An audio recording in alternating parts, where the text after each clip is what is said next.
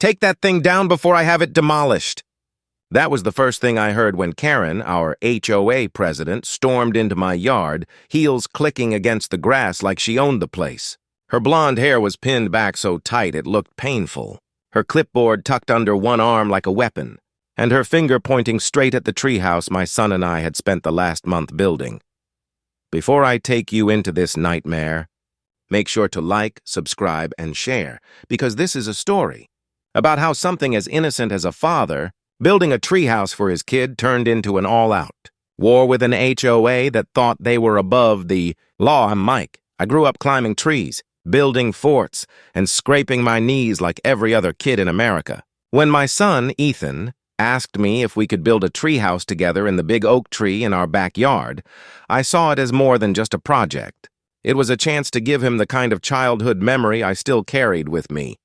Hammering nails beside my dad, sitting up high in the branches, feeling like I had my own kingdom. I did it right, too. I bought the lumber, got advice from a contractor friend, and even checked with the city to make sure there were no permit issues. They told me as long as it wasn't a commercial structure, I was fine. So Ethan and I worked every weekend. We painted it, added a little rope ladder, even strung some lights inside. By the time it was done, he was grinning ear to ear, dragging his friends over to see it like it was the coolest thing in the world. For 1 week, it was perfect. Then Karen saw it.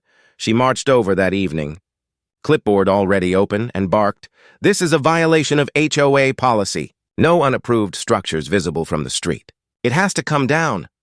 I stared at her, sweat still on my forehead from climbing up and down the ladder. "It's a treehouse," I said flatly. "For my kid." Her lips pursed like she'd tasted something sour. "Doesn't matter. Rules are rules. You can't just build whatever you want because you feel like it. This is a community," I wanted to laugh. The treehouse was barely visible from the road. You had to squint between the branches to even notice it. But to Karen, it might as well have been a billboard flashing neon lights. "It's not hurting anyone," I said, trying to stay calm. "It's in my yard. My property." She jabbed the clipboard toward me. "If you don't take it down, you'll be fined. $1,000 a day, starting immediately." I felt my stomach drop. $1,000 a day? For a treehouse? "Yes," she snapped.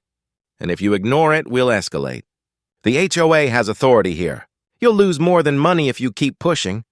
Ethan poked his head out of the treehouse window then, his little hands gripping the edge as he called, "Dad, is she mad about the fort?" His voice was small, nervous.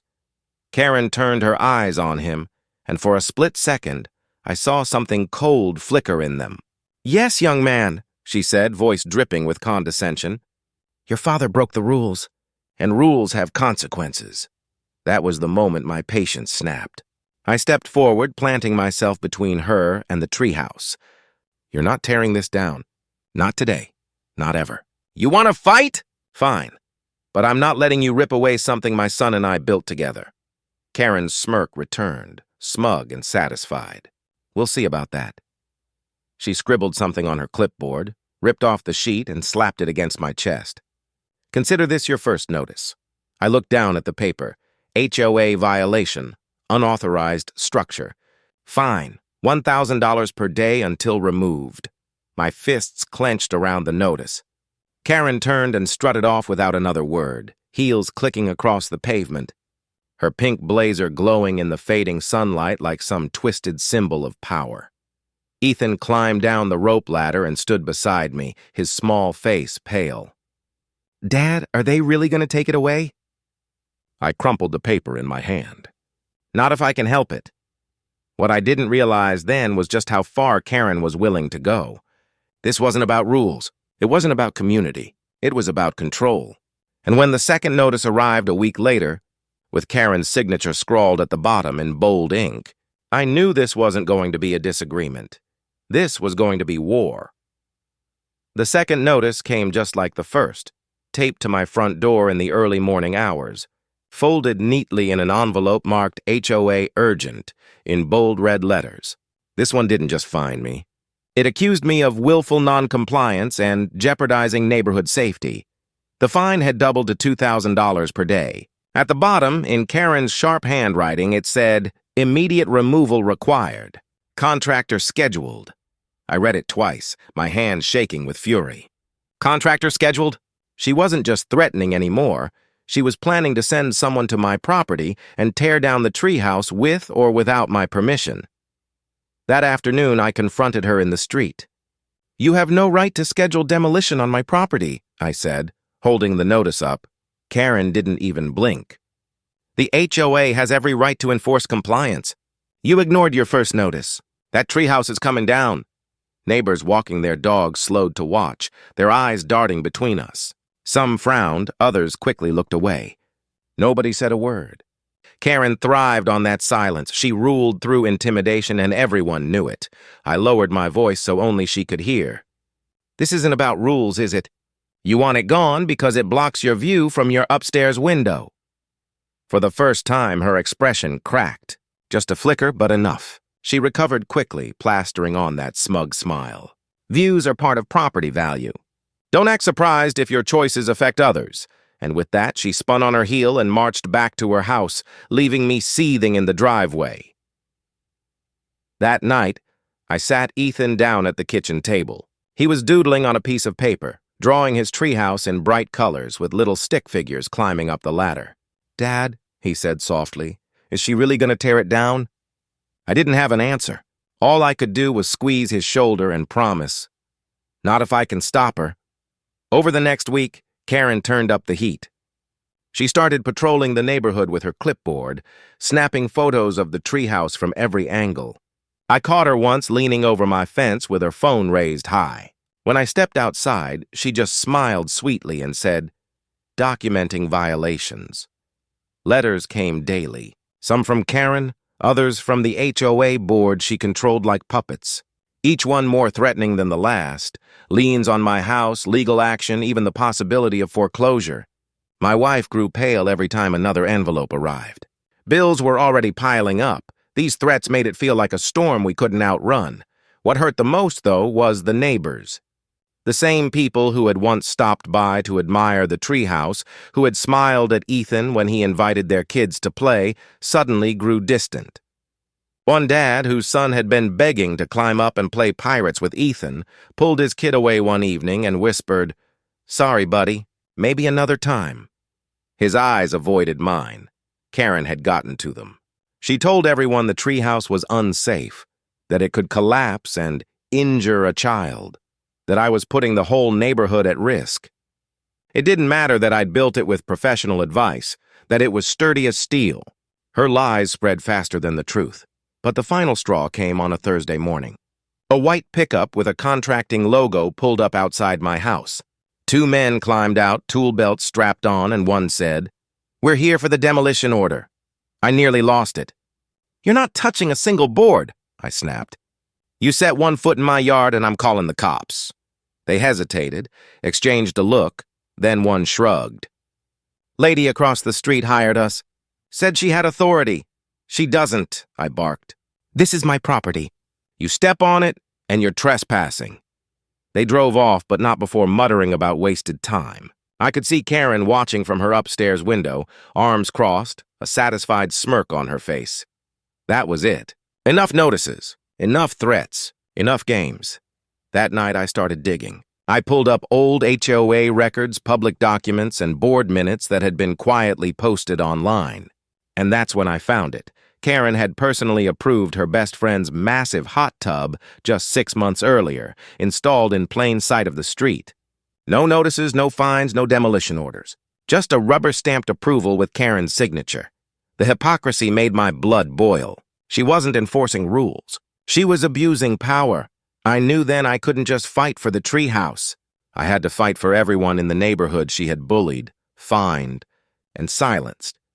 And when I printed that hot tub approval document and held it in my hands, I realized the next HOA meeting wasn't going to be business as usual. It was going to be war.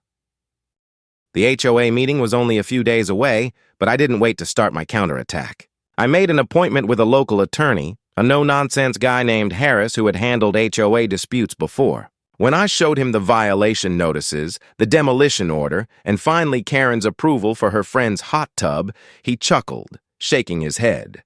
"She's reckless," he said flatly. "She's enforcing selectively, and that's illegal." More importantly, she has no authority to send contractors to your property without a court order. That's trespassing. He leaned forward, tapping the papers. You've got her where it hurts. Let's make sure she knows it. Harris drafted a cease and desist letter and sent it to the HOA board that very night. He also told me to start recording everything. Photos, videos, any interaction with Karen. The more proof we stack, the harder it'll be for her to wriggle out of this. And just in time. Because 2 days later, Karen crossed another line. It was Ethan's birthday.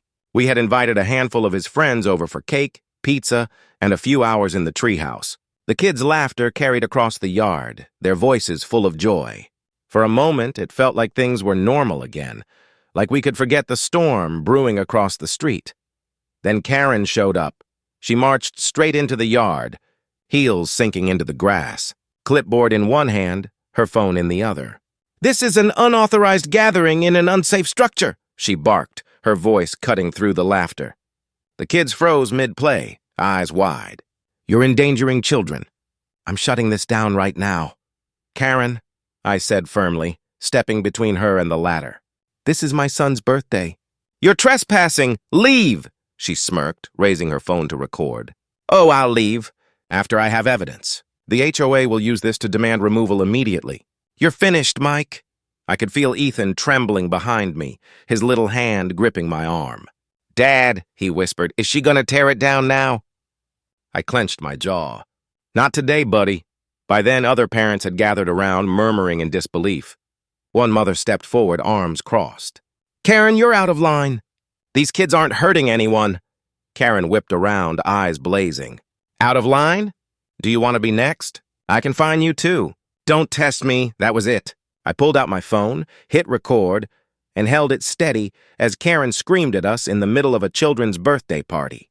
I captured every word, her threats, her accusations, even the moment one little girl started crying and asked to go home because the scary lady was yelling. Finally, I called the police. When they arrived, Karen tried to spin the story, claiming she was protecting the children from a hazardous, unapproved structure. The officer listened, then turned to me. I showed him the video, the notices, and Harris's cease and desist letter. The officer shook his head. "Ma'am, this is a civil matter. You can't trespass on private property to enforce HOA rules. If you step on this property again without permission, you'll be cited." Karen's mouth fell open. "But I'm the HOA president." "Doesn't matter," the officer said coldly. "You're not above the law." Neighbors who had gathered near the fence started whispering. Some even pulled out their phones to record the scene. Karen sputtered a few more protests before storming back across the street, heels stabbing the pavement with every furious step. That night, I uploaded the video, not just to the neighborhood Facebook group, but to a community page dedicated to HOA horror stories. I titled it, HOA President Crashes Kid's Birthday Party. The reaction was immediate. Comments poured in, unbelievable. "She's insane. That poor kid." The video spread like wildfire, shared across groups, then pages, then even local forums. By the next morning, it had tens of thousands of views, and that was only the beginning. 2 days later, a local news station called. They'd seen the video and wanted to cover the story. I agreed. When the cameras arrived, I told them everything. The Treehouse project, Karen's fines, the harassment, the attempted demolition, and now her intrusion at my son's birthday party. Karen, of course, tried to fight back. She stormed into the HOA meeting with her usual pink blazer, slamming her clipboard on the table. "This man is manipulating the media," she shouted. "He's making me look like a monster when all I've done is protect this community from dangerous eyesores." But the room wasn't hers anymore. Neighbors had seen the video. They'd watched her berate children on camera. The whispers were gone. Now, they were openly shaking their heads, muttering disapproval, even rolling their eyes as she spoke. I waited until she was finished, then stood, holding up the hot tub approval form with her signature. "You say you're enforcing rules," I said, my voice steady. "Then explain this. You approved your friend's massive hot tub in plain view of the street, but you call a child's treehouse an eyesore? That's not enforcement. That's abuse of power." The room erupted in gasps. Karen lunged for her clipboard, sputtering excuses, but it was too late. The board members exchanged glances, their faces pale. The tide had turned. Karen thought she could scare me into tearing down the treehouse. Instead, she had exposed herself to the entire neighborhood. The media, and soon, the law. And when the news crew rolled up outside my house the next morning, cameras flashing, I knew her grip on this community was about to shatter for good. The morning the news crew showed up, Karen must have felt the shift before she even saw the van. She was already standing at the end of her driveway in that same shocking pink blazer, arms folded, glaring at my yard like she could burn the treehouse down with her eyes. When the cameraman started setting up, she stormed across the street as if she had been waiting all night for this moment. "This is private HOA business," she barked, voice shrill enough to wake the entire cul-de-sac. "You have no right to film here." The reporter, a tall woman with a practiced calm, didn't even flinch. "Ma'am, we're on a public street, and Mr. Johnson invited us to tell his story." She turned her microphone back toward me, ignoring Karen like she was background noise. "Mike, can you explain why this treehouse has become such a point of conflict?" I nodded, my throat tight, but my voice steady. "This treehouse isn't just wood and nails. It's a project my son and I built together. It's a memory we created. But our HOA president decided it was an eyesore and has threatened me with thousands of dollars in fines and even tried to send contractors to demolish it." The cameraman zoomed in as I held up the violation letters, each one stamped with Karen's handwriting. The reporter raised an eyebrow. "All of this over a child's treehouse?" Before I could answer, Karen shoved herself into the frame, waving her clipboard. "Don't fall for his act! That structure is unsafe, unapproved, and lowers property values. He's exploiting his own child to get sympathy. It has to come down!" But this time, the crowd wasn't silent. Neighbors who had been lingering on porches and sidewalks started muttering audibly. One man scoffed, "It's safer than your friend's hot tub." A woman added, "It's none of your business, Karen." The reporter's eyes lit up. "Sounds like the community has its own opinions. Could we hear from some of you?" One by one, neighbors stepped forward. Mrs. Hall, who usually kept her head down, said, "My kids love that treehouse. It's safe. Karen's making this personal." Another neighbor chimed in. "She fined me last year for planting roses. It's always been about control, not rules." The camera caught it all, Karen's face twisting as the narrative unraveled. She snapped, "You're all ungrateful. Without me, this place would fall apart. I've kept this neighborhood perfect for years, and this is how you repay me?" The reporter delivered the final blow. "Ma'am, is it true you approved a hot tub for a close friend while denying this treehouse?" Karen froze, lips twitching, eyes darting. For once, she had no script, no rule book, no clipboard note to hide behind. She sputtered. That's different. That was tasteful. This is..." Her voice trailed off under the weight of the silence pressing around her. The segment aired that evening. The headlines splashed across the screen. HOA versus Treehouse. Neighborhood divided. But anyone who watched knew the truth. It wasn't divided anymore. The clip of Karen yelling at children during Ethan's birthday party played side by side with her meltdown in front of the reporter. Comments flooded in. "Who let someone like her run an HOA? That poor family. Let the kids have their treehouse."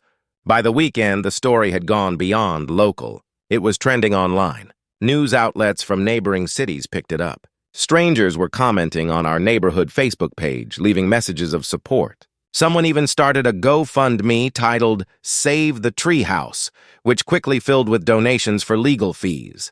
That Saturday night, something incredible happened. At exactly 7 p.m., lights flickered on across the block. Families had strung up banners, paper lanterns, even little wooden signs in their yards that read, "We stand with Mike and save the treehouse." Some parents had built small playhouses or tents on their lawns in solidarity. My wife stood on our porch in tears as Ethan leaned out the treehouse window, waving to his friends across the street. Karen was livid. She stormed out of her house, clipboard in hand, screeching at people to take it down immediately. But instead of silence, she was met with laughter. One dad called out, "Fine us all, Karen! What are you gonna do, bankrupt the whole street?" Someone else yelled, "Your reign is over!" She tried to shout them down, but every word only made things worse. Parents recorded her screaming about death traps and ruined property values. Kids booed her from their yards. The videos went viral faster than the first. By Monday, the pressure had reached its peak. The HOA board called an emergency meeting, one I knew would be anything but routine. The community center was packed, standing room only, neighbors spilling into the hallway. The air buzzed with anger and anticipation. Karen walked in like she still owned the place, pink blazer sharp, heels clacking, clipboard clutched to her chest. She launched into a rant before the chair even opened the meeting. "This has gone too far! This man has turned our neighborhood into a circus. He's humiliated me, humiliated this board, and all because he refuses to follow rules." But this time, the board didn't nod along. The chair, an older man who had always cowered under Karen's dominance, cleared his throat and said, "Karen, sit down. The board has matters to address." Her mouth fell open, but she sat fuming, her knuckles white around the clipboard. Then the floodgates opened. Neighbor after neighbor stood up telling their stories. A young couple fined for hanging Christmas lights. An elderly woman penalized for a garden she'd tended for decades. A single mom harassed for leaving her trash cans out an hour too long. Every voice added fuel to the fire, painting a picture of a tyrant who had ruled through intimidation for far too long. Finally, it was my turn. I wheeled forward, papers in hand, and laid Karen's hot tub approval on the table. She says this is about rules. But the rules don't apply to her friends, do they? This isn't about safety or uniformity. It's about control. And it has to end. The room erupted in applause, cheers echoing off the walls. Karen leapt to her feet, screaming over the noise. "You'll regret this. All of you! I built this neighborhood. Without me, it'll fall apart." But no one listened. The board chair banged his gavel. "Effective immediately, Karen Hart is suspended as HOA president pending investigation." Gasps filled the room. Karen's face drained of color. She shouted something about lawyers, about revenge, but it didn't matter. Her power had slipped through her fingers. As she stormed out, the community stood together, stronger than I had ever seen them. People clapped me on the back, hugged my wife, high-fived Ethan. One neighbor leaned down and whispered, "She's done, and it's thanks to you." But deep down, I knew this wasn't the end. Karen wouldn't go quietly. And when the official letter from the city arrived 2 days later, summoning us all to a court hearing, I realized the real showdown was still ahead. The courthouse smelled faintly of old wood and cold marble, the kind of place where every sound echoed like thunder. I wheeled into the chamber with my attorney Harris at my side. Across the aisle, Karen sat stiff-backed, her pink blazer bright under the fluorescent lights, clipboard balanced on her lap like a shield. Even here, she couldn't let go of that prop. The judge entered, and the room fell silent. This wasn't some HOA meeting she could dominate with her shrill voice. This was a courtroom, and here her word wasn't law. Harris opened with precision. He laid out the violation notices, the inflated fines, the attempted demolition order, and finally the video of Karen crashing Ethan's birthday party. The courtroom gasped when they heard her call the treehouse a death trap and watched children cry while she screamed. Harris followed with the clincher. Karen's signature on the hot tub approval for her friend. Selective enforcement, he told the judge firmly. Abuse of power. This isn't about safety or uniformity, it's about control. Karen tried to argue. She claimed the treehouse blocked her property's aesthetic view, that it endangered children, that it devalued homes. But the judge wasn't buying it. "Do you have evidence of this alleged danger?" he asked. Karen stammered, rifling through her clipboard.